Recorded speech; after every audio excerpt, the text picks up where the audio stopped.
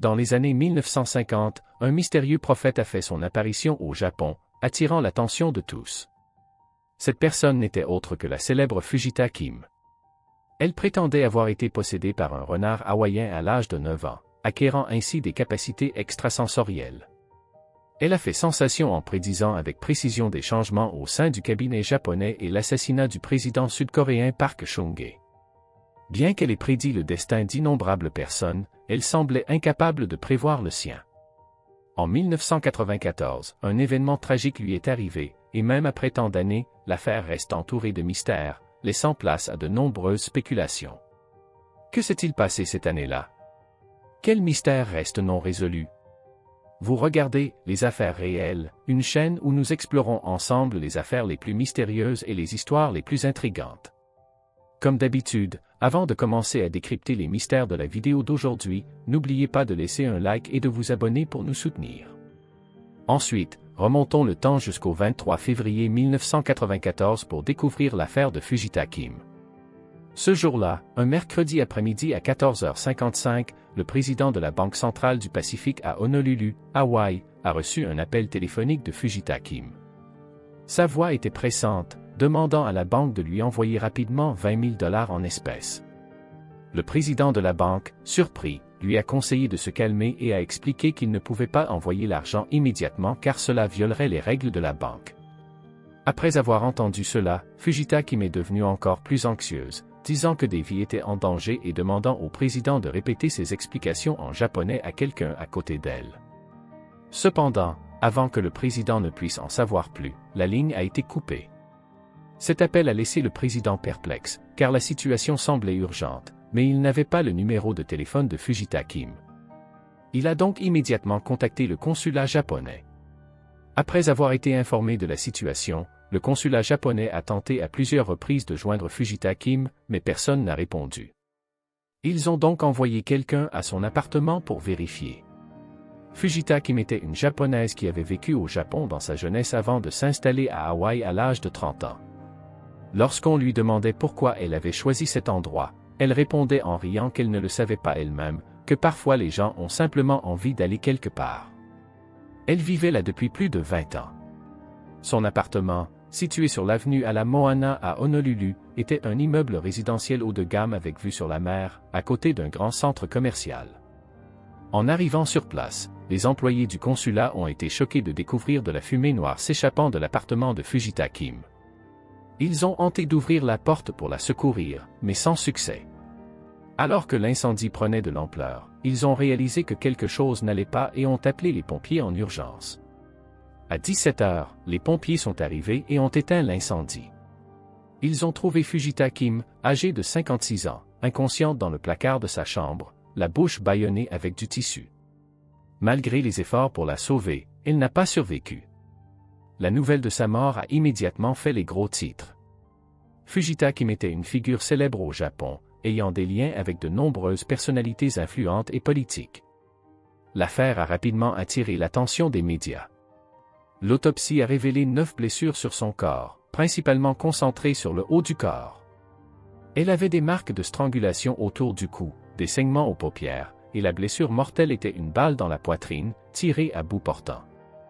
Les enquêteurs ont conclu qu'elle était morte avant le début de l'incendie. La police a inspecté l'appartement et a trouvé un trou de balle dans l'oreiller, des traces de sang et des bijoux volés. L'incendie avait été provoqué à l'aide d'un liquide inflammable, ce qui a compliqué l'enquête. Fujita Kim était connue pour ses capacités extrasensorielles depuis son enfance et était surnommée la jeune fille génie. Elle était très active dans les médias et ses livres se vendaient très bien. Dans les années 1960, avant même d'avoir 30 ans, elle possédait 5 voitures et un avion privé, des choses que la plupart des gens ne pouvaient même pas imaginer. Certains se demandaient pourquoi, si elle était capable de prédire l'avenir, elle n'avait pas pu prévoir son propre destin. Fujita Kim est née à Fukuoka, au Japon. Ses parents ont divorcé alors qu'elle était jeune, et elle a vécu une enfance difficile pendant la guerre. À l'âge de 9 ans, elle a prétendu avoir été possédée par un renard hawaïen, acquérant ainsi des pouvoirs surnaturels. À 11 ans, elle est devenue une célébrité médiatique, connue comme la jeune fille génie et la voyante. Elle a été mariée pendant 3 ans, mais son mariage s'est soldé par un échec, Elle a également dirigé un salon de massage qui a pris feu à cause d'un problème technique, entraînant la mort de 3 personnes. Elle a été condamnée à 10 mois de prison avec sursis pour homicide involontaire. Certains ont remis en question ses capacités extrasensorielles, pensant que ses prédictions n'étaient que de simples coïncidences. Les partisans de Fujita Kim croyaient que ses pouvoirs étaient un don du ciel, utilisable pour aider les autres mais pas pour elle-même, ce qui expliquerait pourquoi elle n'avait pas pu prévoir son propre destin. La police a continué son enquête, essayant de contacter la personne la plus proche de Fujita Kim, son fils adoptif, Fujita Goro. Cependant, ce dernier a également disparu. La police a émis l'hypothèse que Fujita Goro avait été kidnappé, et que les ravisseurs avaient menacé sa mère adoptive de demander une rançon. Les négociations ayant échoué, les ravisseurs auraient alors tué Fujita Kim. Si cette hypothèse est correcte, où est passé Fujita Goro? À 22h30 ce soir-là, à l'hôtel Park Shore Waikiki, situé à 5 km de l'appartement, un employé a entendu une alarme de voiture. En suivant le bruit, il a découvert une voiture de sport rouge en feu dans le parking. Les pompiers sont rapidement intervenus et ont éteint l'incendie. Ils ont trouvé un corps sur le siège passager, ligoté avec du ruban adhésif blanc, déjà décédé.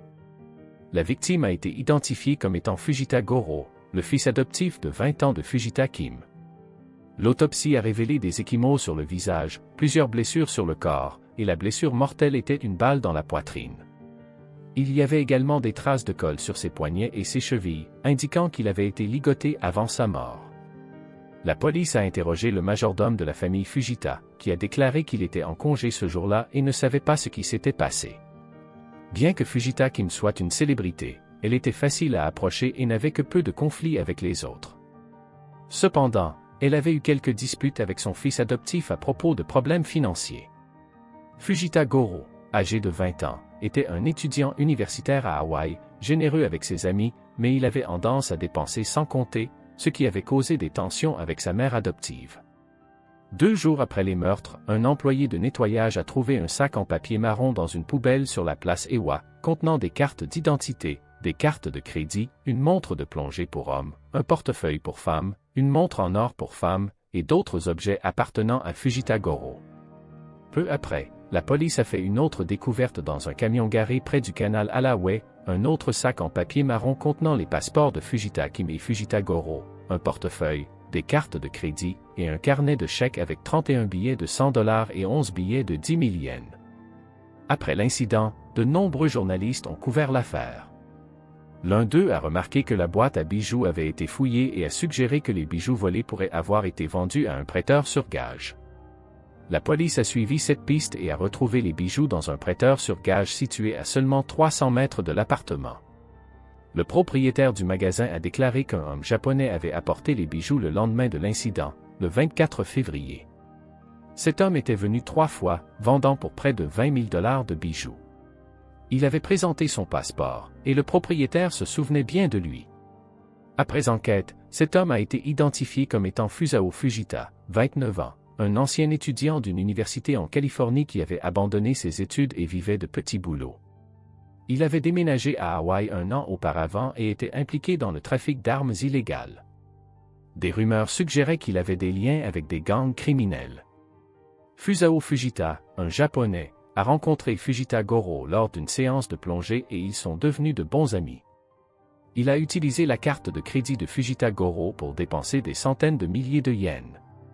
Après l'incident, il a acheté un billet d'avion coûteux pour retourner au Japon, ce qui a suscité des soupçons qu'il fuyait par peur d'être accusé. Une fois au Japon, Fusao Fujita a contacté la police de la préfecture de Kanagawa, affirmant qu'il n'était pas impliqué dans les meurtres de Fujita Kim et Fujita Goro.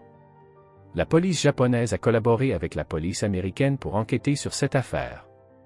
Après avoir obtenu un mandat de perquisition, la police d'Hawaï a fouillé l'appartement de Fusao Fujita à Honolulu. L'appartement de Fusao Fujita était situé sur l'avenue Ala Moana, à seulement 6 minutes en voiture de l'appartement de Fujita Kim. Fusao vivait dans la chambre 1306. Le célèbre expert médico-légal Henry Lee a été invité à participer à l'enquête. Le propriétaire de l'appartement a indiqué que la chambre était équipée d'un lit et d'un canapé. Cependant, lorsque la police est arrivée, le canapé avait disparu. En ouvrant le lit, ils ont découvert un tapis de 1,8 m sur 2,4 m dont une partie avait été découpée. Le tapis présentait des taches, mais il n'a pas été confirmé s'il s'agissait de sang. Sur les lieux, ils ont également trouvé un morceau de papier de 1,3 cm de long contenant une petite goutte de sang. L'analyse ADN a révélé que c'était le sang de Fujita Goro. Le bâtiment comptait 16 caméras de surveillance et la police a passé 5 jours à examiner les enregistrements. Ils ont découvert qu'à 9h27 le matin de l'incident, Fusao Fujita et Fujita Goro étaient ensemble dans l'ascenseur pour monter au 13e étage. 3h30 plus tard, à 12h55, Fusao Fujita est descendu seul au sous-sol et a quitté l'immeuble, tandis que Fujita Goro n'est plus jamais réapparu. La police pense que Fujita Goro a été tué lorsque Fusao Fujita est parti. À 15h54, Fusao Fujita est retourné dans son appartement. Le moment de son départ coïncide avec l'heure du meurtre de Fujita Kim. Les images de surveillance montrent qu'il portait un sac volumineux, probablement rempli d'objets de valeur volés dans l'appartement de Fujita Kim.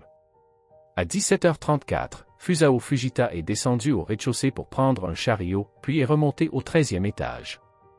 À 21h15, il a poussé le chariot dans l'ascenseur, avec un objet en forme de corps enveloppé dans un tissu blanc. La police pense que c'était le corps de Fujita Goro.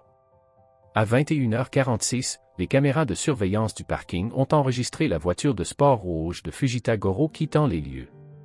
On pouvait voir un objet blanc sur le siège passager, mais l'image était trop floue pour identifier le conducteur. À 22h30, la voiture a pris feu à l'hôtel. Henry Lee a suggéré que si le chariot avait été utilisé pour transporter le corps, il pourrait y avoir des traces de sang. Après une recherche, ils ont trouvé le chariot dans le hall de l'immeuble.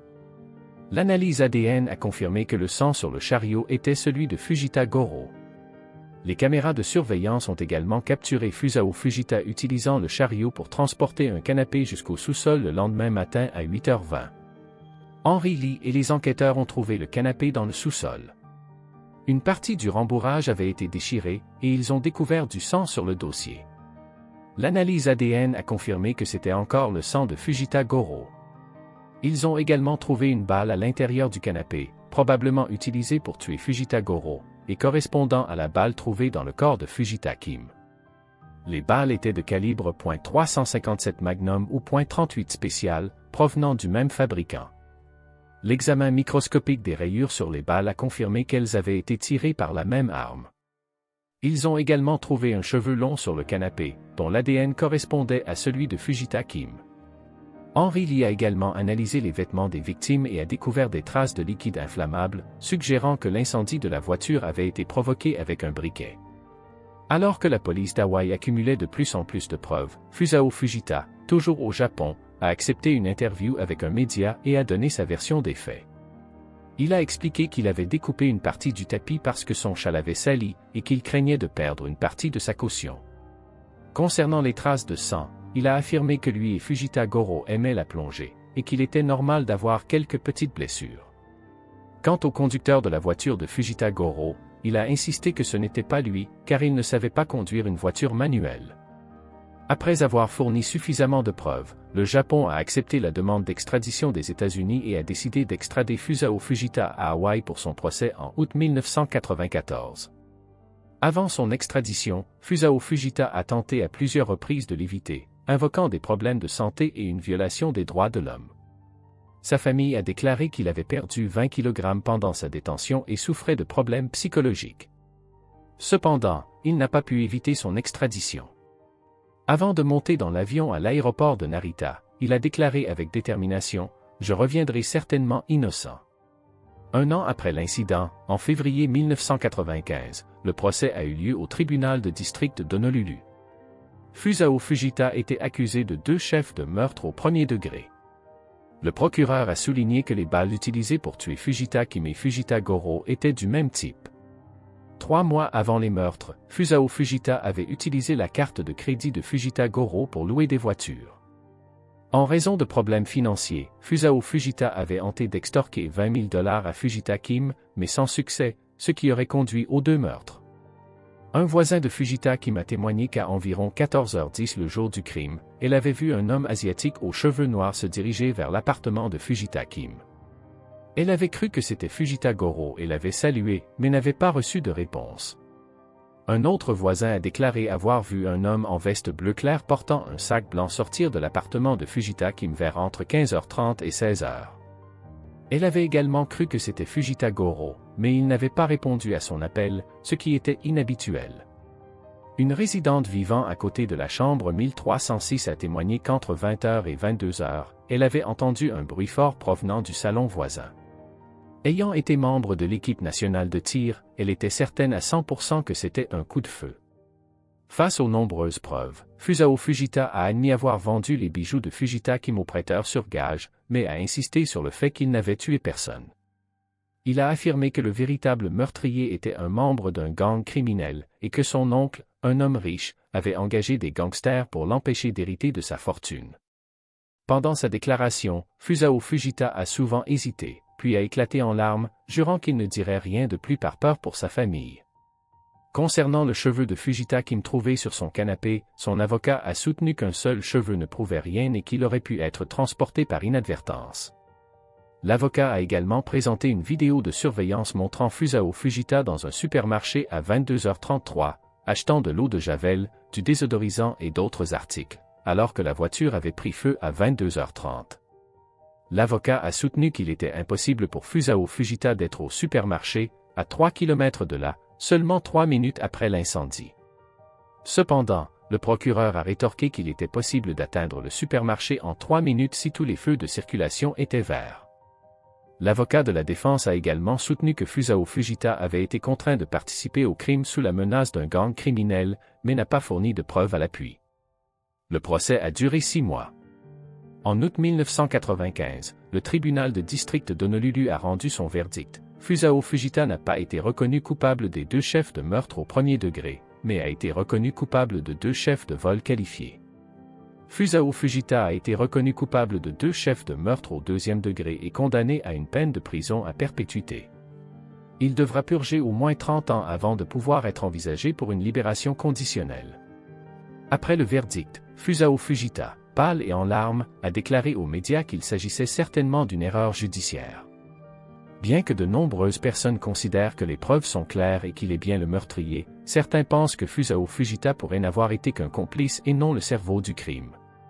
Sur la base des ecchymoses sur le visage de Fujita Goro, des experts ont émis l'hypothèse qu'elles avaient été causées par un coup de crosse de pistolet, ce qui suggère que le meurtrier avait une taille proche de celle de Fujita Goro.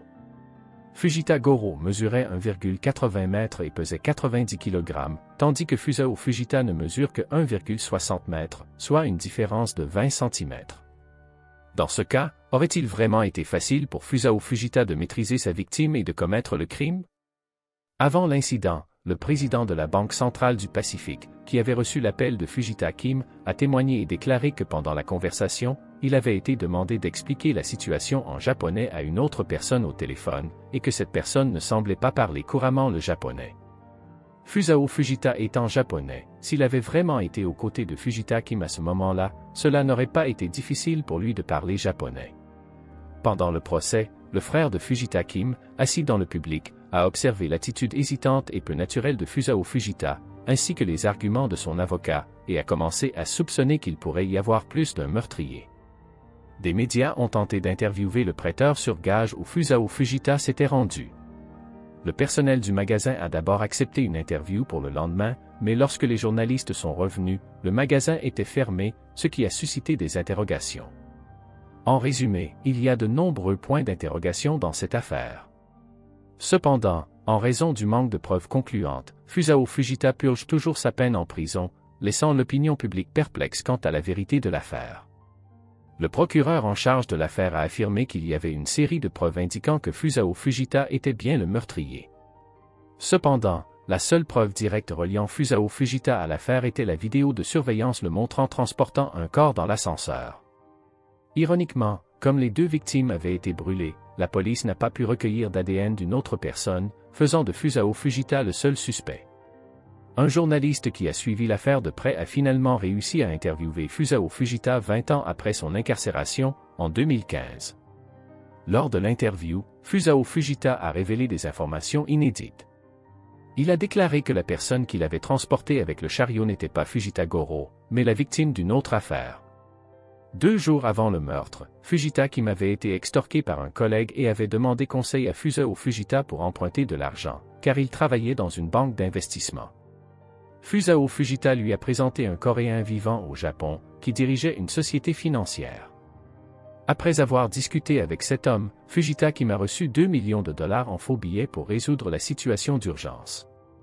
Cependant, l'homme avait une condition particulière, l'argent ne devait être utilisé qu'après l'été.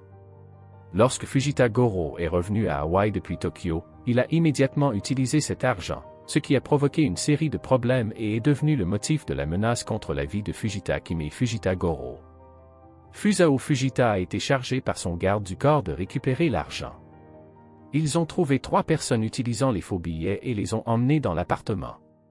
Une dispute a éclaté, et le garde du corps a tué les 3 personnes pour dissimuler la vérité.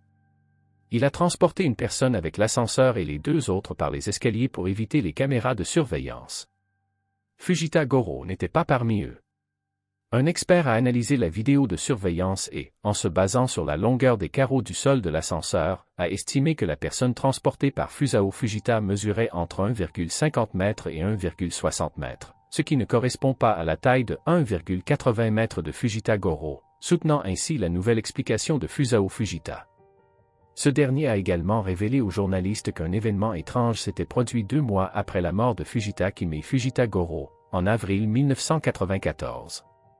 L'homme coréen qui avait fourni les faux billets a été assassiné devant chez lui. Le silence des médias à ce sujet semble très inhabituel, comme s'il était contrôlé par une force extérieure. L'identité du meurtrier reste inconnue à ce jour. Fusao Fujita pense que tout cela pourrait être lié au carnet de notes de Fujita Kim. Elle leur avait dit qu'elle gardait toujours un carnet contenant toutes ses prédictions sur l'avenir, y compris les changements sociaux, les bouleversements politiques, les catastrophes naturelles, etc. Ses extraordinaires capacités extrasensorielles avaient attiré l'attention de nombreuses personnalités politiques et commerciales, et elle détenait de nombreux secrets que les gens ordinaires ignoraient. Après sa mort, le carnet a disparu sans laisser de traces. Des rumeurs prétendent que l'homme coréen a été assassiné parce que Fujita Kim lui avait donné le carnet en échange de 2 millions de dollars, et que ce carnet contenait des informations cruciales. Bien que 20 ans se soient écoulés, Fusao Fujita refuse d'en dire plus, craignant d'être accusé de nouveaux crimes et inquiet pour la sécurité de sa famille. Les nouvelles explications obtenues par le journaliste n'ont pas seulement éclairci certains mystères, mais ont également rendu l'affaire plus complexe, rendant difficile la distinction entre le vrai et le faux. Après l'interview, le journaliste a continué à correspondre avec Fusao Fujita. Depuis qu'il a été diagnostiqué d'un cancer en 2017, sa santé s'est détériorée. En février 2020, dans une lettre au journaliste, il a écrit des mots ressemblant à un testament, comme « disperser mes cendres dans les eaux de la Californie ». Jusqu'en 2024, Fusao Fujita n'a pas répondu aux lettres. Initialement, les gens pensaient que c'était dû à la détérioration de son état de santé. Cependant, ce qui s'est passé ensuite a stupéfié tout le monde. En octobre 2024, au centre de détention d'Hawaï, un gardien a découvert Fusao Fujita, âgé de 59 ans, gisant sur le sol, la tête et la nuque poignardées. Il a été confirmé mort peu après. Le meurtrier était un codétenu de 38 ans. Les autorités pénitentiaires ont déclaré que, pendant ses presque 30 ans d'incarcération, Fusao Fujita n'avait commis aucune infraction et entretenait de bonnes relations avec le personnel, ce qui en faisait un détenu modèle. Cet incident est vraiment regrettable, et les détails spécifiques nécessitent une enquête plus approfondie. L'avocat de Fusao Fujita a déclaré dans une interview qu'il avait demandé la publication du rapport d'autopsie détaillé, mais que cela lui avait été refusé, en lui ayant dit de revenir dans 6 mois. Cela l'a rendu furieux et l'a convaincu que cette affaire n'était pas aussi simple qu'elle en avait l'air. Fusao Fujita avait été condamné à une peine de prison à perpétuité et devait purger au moins 30 ans avant de pouvoir être envisagé pour une libération conditionnelle. Cependant, alors qu'il ne lui restait plus qu'1 an avant d'atteindre cet objectif, il a été brutalement assassiné. Cette coïncidence temporelle suscite des soupçons. D'où le codétenu a-t-il obtenu une arme? Pourquoi a-t-il soudainement attaqué Fusao Fujita? Y avait-il une rancune profonde ou était-il manipulé par quelqu'un d'autre? La mort de Fusao Fujita pourrait signifier que les mystères entourant les meurtres de Fujita Kim et Fujita Goro ne seront jamais élucidés. Certains spéculent que Fujita Goro était en réalité le fils biologique de Fujita Kim et que Fusao Fujita pourrait être son frère, ce qui expliquerait leur relation étroite. Cependant, cette théorie n'est étayée par aucune preuve. D'autres pensent que Fusao Fujita était membre d'une organisation criminelle chargée du blanchiment d'argent et qu'il aurait même transféré des fonds illégaux en Corée du Nord. La personne qui parlait mal le japonais lors de l'appel téléphonique pourrait être un Coréen. Une personne se présentant comme l'ancien secrétaire de Fujita Kim a affirmé que Fujita Goro n'était pas son fils adoptif, mais son fils biologique.